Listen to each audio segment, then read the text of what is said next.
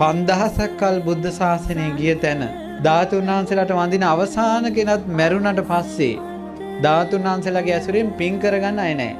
අන්න එතකොට මුළු ලංකාවෙම තියෙන ධාතුන් වහන්සේලා මේ උතුම් ස්වර්ණමාලී සෑරජාණන් වහන්සේගේ මුදුනට එනවා. ඉරිදී අබෑටයක් පමණ නමුත් තු ධාතුන් වහන්සේලා වඩිනවා. එහෙම වැඩලා මේ සෑරජාණන් වහන්සේ දෙබෑ වෙලා ද්‍රෝණයක් ධාතුන් වහන්සේලා අහසට මතුවෙලා මුතු ඇලක් වගේ අහසේ පේනවා. පෙනිලා මෙතන ඉඳලා මේ නාගදීපිට එනවා. නාගදීප සෑයේ දෙබෑ වෙලා මැණික් පුටු අහසට මතුවෙනවා.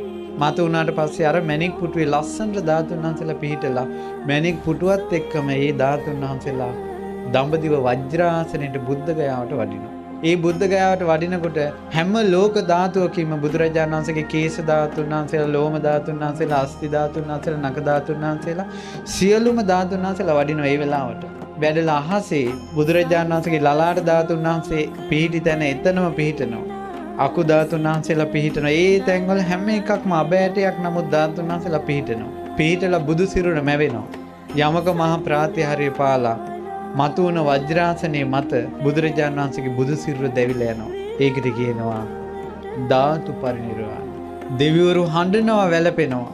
බුදුරජාණන් වහන්සේ පිරිනිවන් පානකොට ධාතුන් වහන්සේලා තිබ්බ නිසා, රහතන් වහන්සේලා හිටපු නිසා මිනිස්සු හිත හදාගත්තා. එදායින් පස්සේ තුන් ලෝකෙටම බුදු කෙනෙක්ගේ ධාතුන් වහන්සේලා නැහැ. හඬනවා, වැළපෙනවා, පෙරලෙනවා දෙවිවරු. මනුස්ස ලෝකෙ මිනිස්සු මේක දන්නේ නැහැ. එදායින් පස්සේ මේක අපායක් වගේ මේ මනුස්ස ලෝකේ. මිනිස්සු එදායින් පස්සේ ප්‍රතිමා, බුද්ධ ප්‍රතිමා, බෝධීන් වහන්සේලා ස්තූප ඔක්කොම අතුරුදහන් වෙලා යනවා. නැති වෙලා යනවා. ආයෙ වඳින්න බෑ.